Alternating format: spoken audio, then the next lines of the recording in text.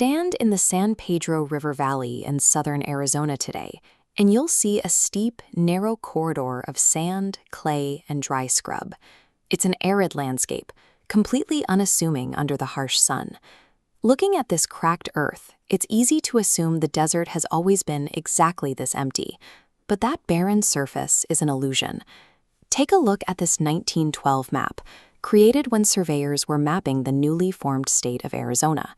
While charting the area south of Benson, they stumbled across odd rocks protruding from the hills. Those rocks turned out to be the exposed tips of one of the richest prehistoric fossil beds in the American Southwest. When you see prehistoric bones today, they are usually mounted in quiet, sterile museum halls. What those exhibits strip away are the heat, the dust, the logistical improvisations, and the local labor required to drag history out of the ground. Almost none of that human effort was officially recorded. We only know the texture, the vibrant color, and the raw excitement of that 1920s excavation because of a 96-year-old local woman named Clea Curtis Brown, who watched her father pull those fossils from the clay. When a fossil moves from a rancher's barn to a museum drawer, the physical evidence is preserved, but the story of its discovery begins to fade. Here, human memory serves as a bridge, keeping the local context of the find intact. In 1924, the Smithsonian Institute dispatched Dr. James Gidley to coordinate the excavation. He represented the peak of East Coast academia, dropping straight into the unforgiving reality of the Arizona frontier. The culture clash was immediate.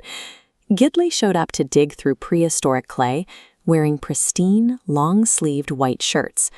When his car couldn't navigate the rough hills, local rancher Milton Curtis, Clea's father, had to haul the scientist and his vehicle through the dirt with a team of mules.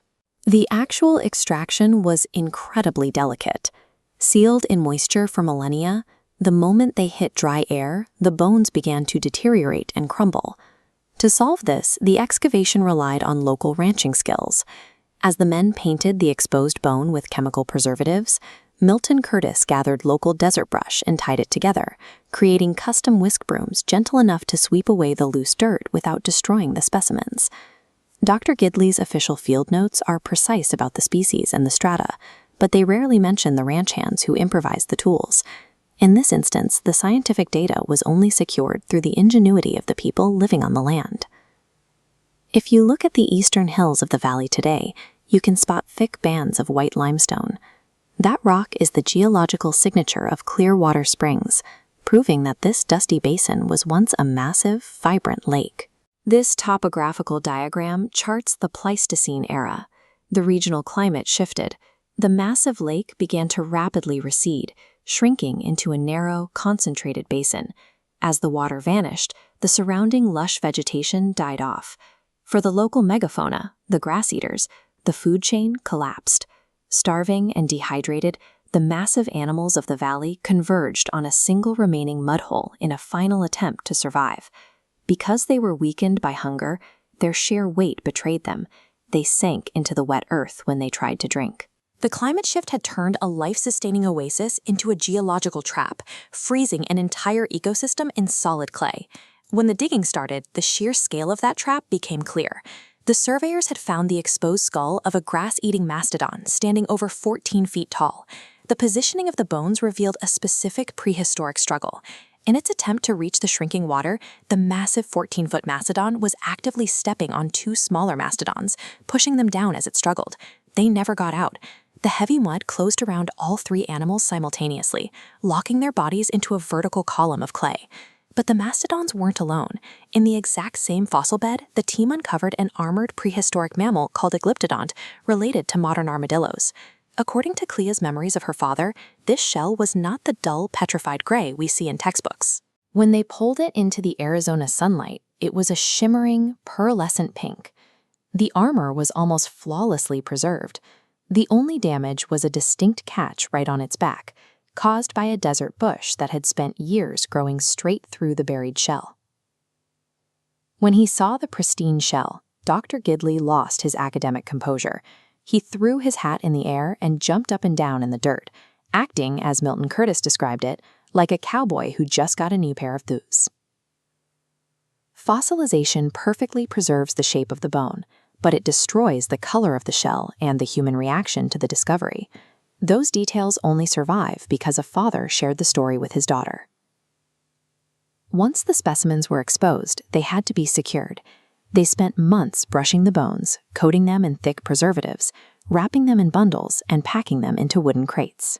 The crated fossils were loaded onto the Southern Pacific Railroad in Benson, leaving the valley for a future on the East Coast. That massive 14-foot mastodon that suffocated in the mud was reassembled and mounted, towering over crowds at the Natural History Museum in New York City. Today, 3 to 4 million people walk past that skeleton every single year, but because it sits thousands of miles away, almost none of those visitors know the story of the Curtis ranchlands where it was found.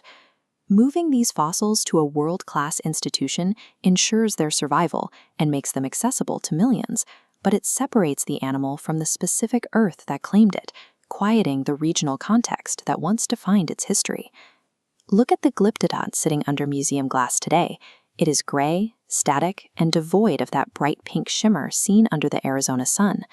When the excavation finally wrapped up, Dr. Gidley packed his tools and his white shirts. Before he left the ranch, he handed young Clea a simple string of red beads, a small human gesture to close out a monumental undertaking. The bones waited in the dark for millions of years, but the truth of their extraction relies on a human memory spanning barely a century. We collect the hard data of paleontology to map out the anatomy of the past.